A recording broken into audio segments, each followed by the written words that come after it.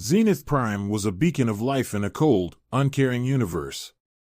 A city world of infinite layers, its sprawling streets and towering spires buzzed with activity at all hours. Traders bartered over exotic wares, bounty hunters prowled the underworld, and diplomats from 100 species played their subtle games in the upper echelons. It was a place where anything could be bought for the right price, and yet an uneasy silence fell when it arrived. The alien queen's warship eclipsed the central skyline like a dagger poised to strike. Matte black and angular, it exuded menace. Its presence alone sent a shockwave of fear through the populace, not because of what it could do, but because of who it carried. The queen herself descended to the square in a shimmer of translucent light, a teleportation field that rippled like water before solidifying her imposing form.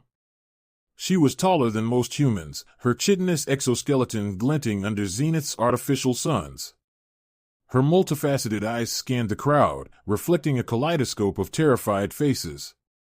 Behind her, insectoid guards clicked and chittered, their massive sides gleaming. But the true terror came moments later. The dragon. It limped behind her, its claws scraping deep gouges into the metallic surface of the plaza. The beast was unlike anything seen before, a fusion of organic power and mechanical precision. Its black scales shimmered with an eerie, shifting iridescence, as though the creature absorbed and distorted the light around it. Smoke curled from its jagged wounds, and its left wing hung at an awkward angle, torn and leaking molten fluid. Gasps echoed through the crowd. Even the bravest souls, a group of heavily armed mercenaries standing by a weapon stall, took a step back. Whispers rippled through the air, "That's Azarath. The deadliest dragon. No one's ever survived facing it. How is it wounded? What could have done that?" The queen raised a clawed hand, silencing the murmurs. Her voice wasn't spoken but felt a telepathic resonance that invaded the minds of everyone present. It carried a weight of authority that brooked no defiance. "My companion is wounded," she declared, her tone sharp and regal. "Its injuries require immediate attention.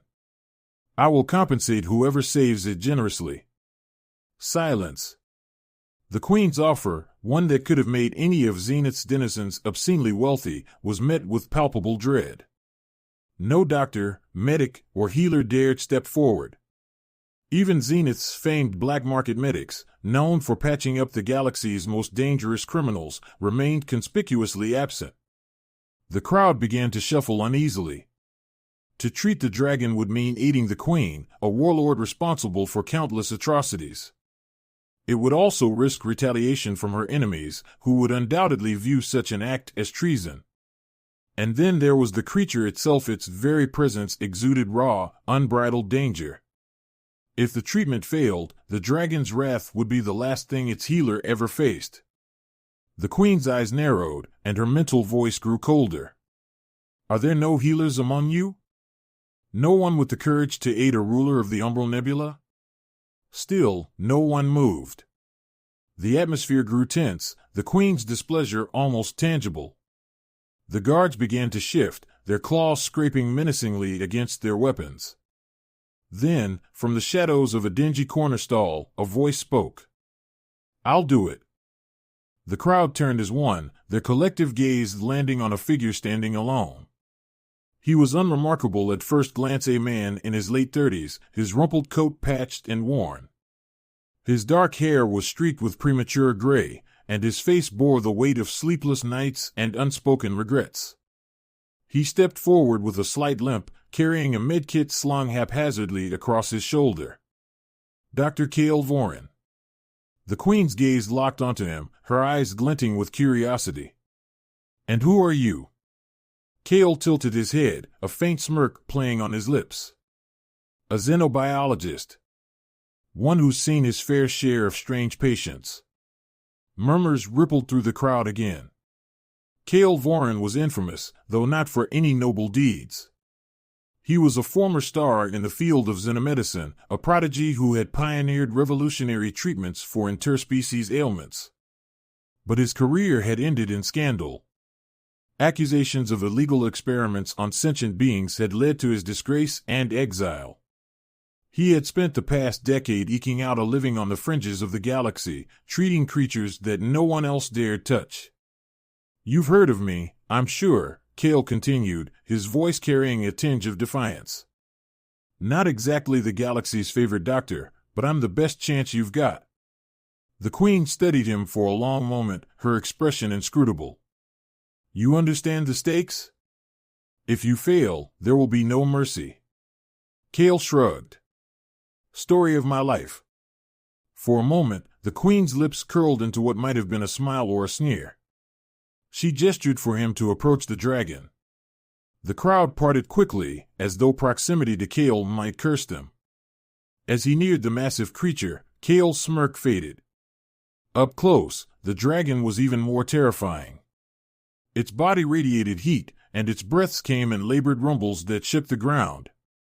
The wounds were worse than they appeared: fractured bones, ruptured bioengineered circuits, and scorched flesh. Kale's scientific mind raced, but deep down, doubt gnawed at him. He wasn't sure he could save it. The Queen's voice cut into his thoughts.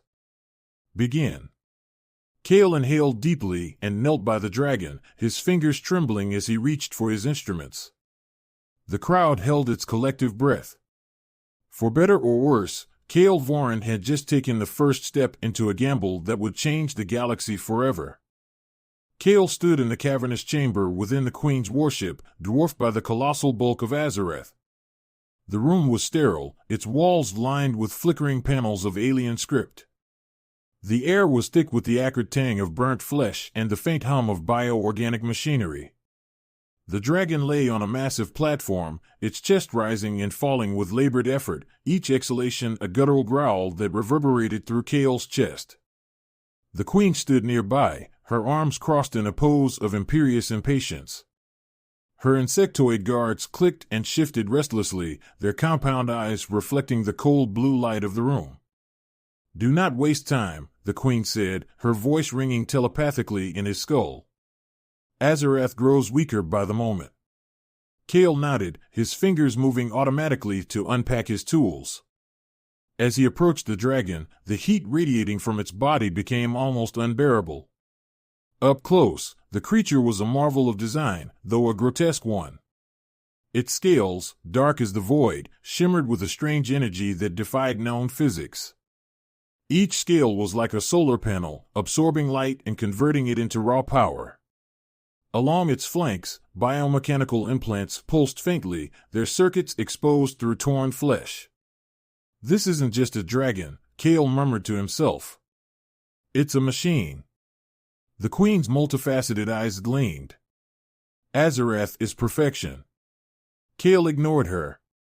His mind was already working, assessing the injuries.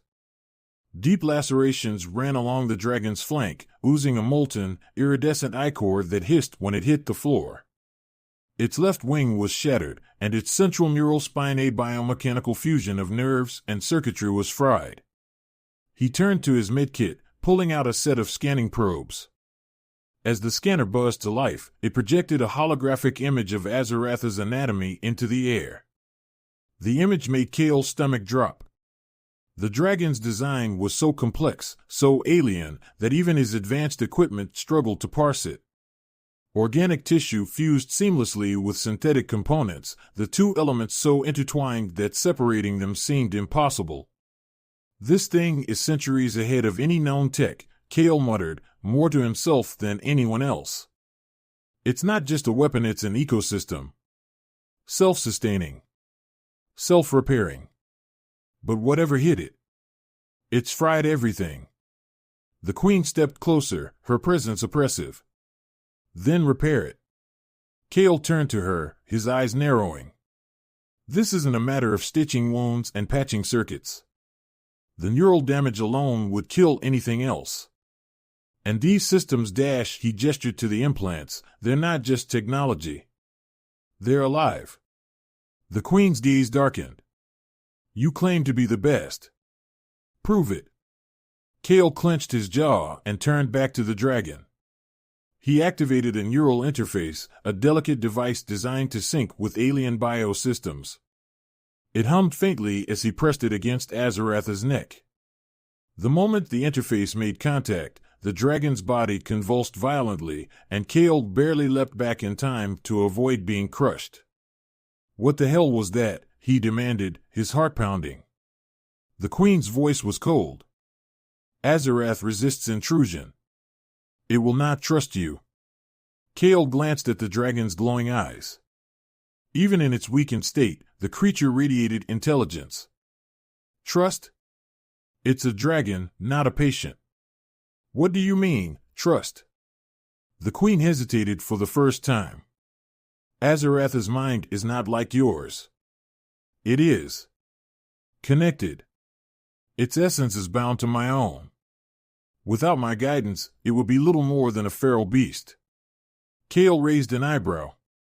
"So, you're saying it needs a direct link to someone's consciousness to survive?" The queen's silence was answer enough. Kale sighed, scrubbing a hand down his face. "Great. So not only do I have to patch this thing up, but I also have to interface with its mind. You could have mentioned that before I got on your ship." The queen's voice sharpened. "Enough excuses. What do you need?" Kale hesitated. The risks were monumental. Interfacing with an alien consciousness, especially one as volatile as Azarath's, could fry his brain or worse. But he knew there was no backing out now. "I'll need an empathic interface system," he said finally. "Something to bridge the gap between our neural patterns. And—" he hesitated, then added, "I'll need you." The queen tilted her head, her expression unreadable. "Explain." "This thing is bound to you," Kale said, gesturing to the dragon. "If I try to connect to it without your presence, it'll tear my mind apart. You have to be part of the link." The queen's mandibles clicked faintly, a sign of her displeasure. "I do not trust you with my mind." Kale shrugged. "You don't have a choice." A tense silence hung in the air. Finally, the queen nodded. "Very well. Prepare the link." Kale worked quickly, setting up the empathic interface system. The device was a complex web of electrodes and holographic nodes designed to translate thoughts into comprehensible signals. As he attached the nodes to Azarath, he could feel the dragon's body thrumming with raw energy, its consciousness flickering on the edge of collapse. Once the device was ready, Kale attached the final nodes to his own temples. He hesitated as he reached for the queen. "This'll probably sting," he said, half smiling. The queen glared at him. "Do it." The moment the link activated, Kale's mind was flooded with chaos. Images, sounds, and emotions bombarded him, visions of distant stars, the roar of flames, the screams of dying worlds. Azarath's memories were a maelstrom of destruction and fury, but beneath the chaos, Kale glimpsed something unexpected: pain. The dragon wasn't just injured. It was grieving. "Gods," Kale muttered, his voice trembling. "What have you done to it?" The queen's voice echoed in his mind, cold and unyielding. "Do not question me. Heal it." Kale gritted his teeth and dove deeper into the dragon's mindscape. What he found there would change everything. Kale's consciousness plunged deeper into the maelstrom of Azarath's mind. The empathic interface buzzed with the strain of translating the alien dragon's thoughts into something comprehensible. The dragon's memories surged through him, fragmented and chaotic, like a broken hologram trying to piece itself together. He fought to make sense of the deluge, his own mind teetering on the brink of overload. At first, there was only fire. Worlds burned in Azarath's memories, their skies choked with ash. Kale felt the dragon's rage vast and consuming, as though the universe itself was an enemy to be destroyed. He saw starships crumple under Azarath's claws, their hulls breaking apart like fragile toys. He felt the terror of those who faced the beast, and then the silence that followed. But as Kale dove deeper, he began to see something else. Beneath the fury, there was an aching wound far deeper than any of the physical damage Azarath bore. "What are you hiding?" Kale murmured, his voice a whisper in the vast mental void. A sudden shift in the mindscape jolted him. The chaos ebbed, replaced by something startlingly clear. Cale found himself standing in what appeared to be a lush valley, its skies a soft lavender and its ground covered in bioluminescent flora. Massive structures rose in the distance, not buildings but organic forms, living architecture that pulsed with a soft, warm light. Cale realized these weren't his own thoughts or fabrications. He was seeing Azarath's memories, and for the first time, they weren't of destruction. This. Cale's voice faltered. This is your home. The dragon's presence loomed around him, vast and oppressive, but it didn't attack. Cale sensed its hesitation, as though it, too, was unsure why it had allowed him to see this. The scene shifted, and Cale watched as smaller creatures, scaled and elegant, similar in shape to Azarath, glided through the air. Their movements were graceful, and their roars echoed not in fury, but in harmony. These were not war beasts. They were guardians, protectors of this serene world. A new image replaced the valley. Azarath stood at the edge of a great precipice, overlooking a fleet of warships descending from the skies. The ships bore the insignia of the Umbral Nebula, the Queen's banner. Cale felt the dragon's confusion, then its horror as explosions ripped through the valley below. The serene world turned to chaos. The smaller dragons were hunted and captured, those that resisted were killed. Cale felt Azarath's pain as if it were his own. This wasn't just a memory, it was trauma. The Queen had not created Azarath, she had stolen it. Worse, she had enslaved it, erasing its history and reshaping it into a weapon of mass destruction. You weren't always this, Cale said, his voice trembling. You were something else. Something better. Azarath's presence surged, the mindscape trembling as though the dragon's emotions were too immense to contain. Cale staggered, clutching at his temples. He felt its rage at the Queen, at its captors, at the galaxy that had allowed this to happen. But beneath the rage was sorrow, a deep, unrelenting grief for all it had lost. Cale turned his focus back to the present. If he was going to help the dragon, he needed to regain control of the mindscape. He steadied himself, forcing his thoughts to project calm and reason. You're more than what she made you, he said, addressing the presence that loomed over him. You don't have to be her weapon anymore. You can be free. The mindscape trembled again, and for a moment, Cale thought Azarath might reject him. But then, the chaos subsided, and the dragon's presence became less oppressive. It was listening. Suddenly, Cale felt the Queen's consciousness surge into the link, cold and domineering. What are you doing? Her voice demanded, cutting through the connection like a blade. You are here to repair it, not tamper with its mind. Cale clenched his fists. You're the reason it's dying, he shot back. You took everything from it, its home, its purpose. You turned it into this. The Queen's mental presence grew sharper, more threatening. It is mine. Azarath exists to serve me. If you cannot fix it, I will find someone who can. Cale felt Azarath's turmoil rising again, torn between the Queen's command and the flickering memories of its past. The link became unstable, flashes of fire and serenity colliding in a dizzying cacophony. No, Cale said, his voice firm. He turned all his focus toward Azarath. Listen to me. You don't have to serve her anymore. You can choose, you can decide what you want to be. The Queen's voice cut in, sharp and cruel. You overestimate your importance, Doctor. Azarath's will belongs to me. Cale felt the dragon's consciousness falter, caught in the tug-of-war between them. He realized he needed to make one final gamble. Azarath, he said, pouring every ounce of conviction into his words, you are not a weapon. You're a guardian.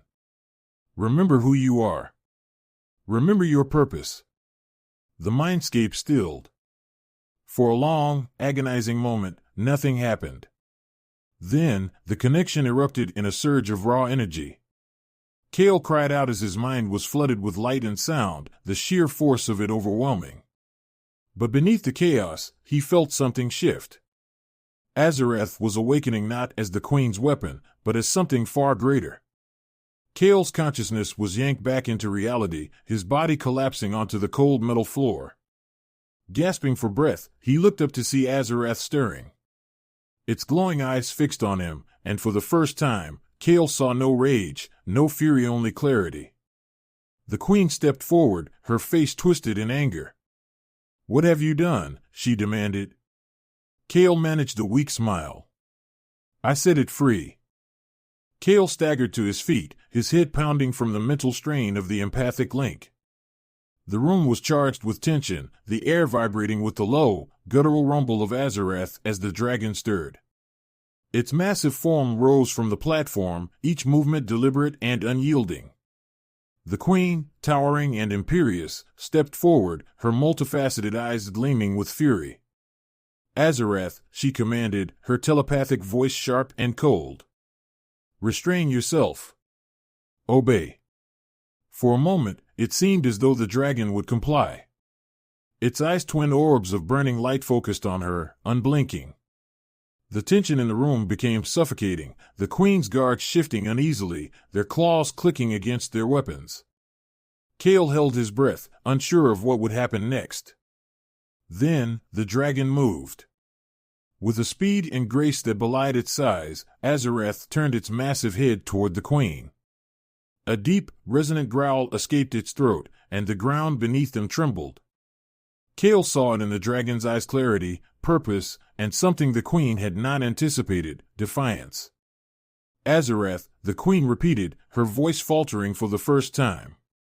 "You will obey me." The dragon's response was a deafening roar that shook the entire chamber. Flames erupted from its maw, a torrent of blue-white fire that consumed the Queen's guards in an instant. Their chitinous bodies disintegrated under the intense heat, leaving nothing but ash. The Queen barely managed to shield herself, a shimmering force field flickering into existence around her. Kale scrambled backward, narrowly avoiding the dragon's massive claws as they gouged deep furrows into the metal floor. The empathic link, though severed, left Kale with a faint connection to the dragon's emotions. He could feel its anger, not wild and unbridled, but sharp and focused, like a blade honed for vengeance. "You've lost control," Kale said, his voice hoarse as he addressed the Queen. "It's not your weapon anymore." The Queen whirled on him, her regal composure shattered. "This is your doing," she hissed. Her voice was no longer calm and commanding, it was venomous, laced with panic. "You have doomed us all." Kale laughed bitterly, his nerves fraying. "Maybe. But you had it coming." The Queen raised a clawed hand, a surge of energy crackling between her fingers. "You will regret — she never finished the sentence. Azarath lunged, its claws swiping through the air with devastating force.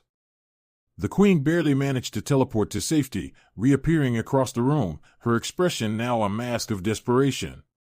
The dragon roared again, its eyes glowing brighter, and Kale realized it wasn't just fury fueling the beast. It was reclaiming itself, its identity, its power, and its autonomy. The warship began to tremble, its systems struggling to contain the energy radiating from Azarath. Alarms blared, and Kale could hear the distant sounds of the ship's automated defenses activating. The dragon swiped at the Queen again, and this time, the force of the blow sent her crashing into the far wall, her force field flickering and failing. Kale stumbled toward the escape pods, his instincts screaming at him to run. He had no illusions about what would happen if he stayed. Azarath might have spared him for awakening its memories, but its rage was indiscriminate now, directed at the Queen and everything she had built. The Queen, battered but unbroken, rose from the wreckage. Her voice echoed in Kale's mind, desperate and commanding. "Doctor, stop it. I will reward you beyond your wildest dreams." Kale paused, glancing back at the dragon. It loomed over the Queen, its chest heaving, flames licking at its jaws. For a moment, he considered her offer. But then he remembered the memories he'd seen: the destruction, the pain, the injustice. He shook his head. "Some things," he said, can't be bought. With that, he sprinted toward the nearest escape pod. The warship groaned and buckled as Azarath unleashed its full fury. The dragon's roar was a sound of liberation, a final declaration that it would never be controlled again. Kale dove into the escape pod and slammed the hatch shut. He barely had time to strap himself in before the pod ejected, hurtling away from the warship. Through the viewport, he watched as the ship tore itself apart, the dragon's power overwhelming its structure. In one final, cataclysmic explosion, the warship disintegrated, a blinding flash that lit up the void of space. Kale shielded his eyes, his heart pounding. When the light faded, all that remained was debris and the faint, distant silhouette of a dragon flying free into the stars. Hours later, Kale sat in the escape pod's cramped cabin, staring out at the endless expanse of space. The ship's automated systems guided him toward the nearest trade route, but his mind was elsewhere. He thought of Azarath, of the serene world it had lost, and of the choices that had led to this moment. He didn't know what the galaxy would make of what had happened.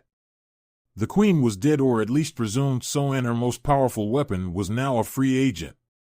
Some might call Kale a hero, others would label him a traitor or a fool.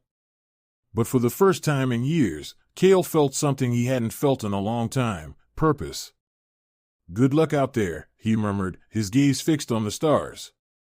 Somewhere, Azarath was out there, carving its own path. Kale leaned back in his seat, a faint smile on his lips. Whatever came next, he was ready.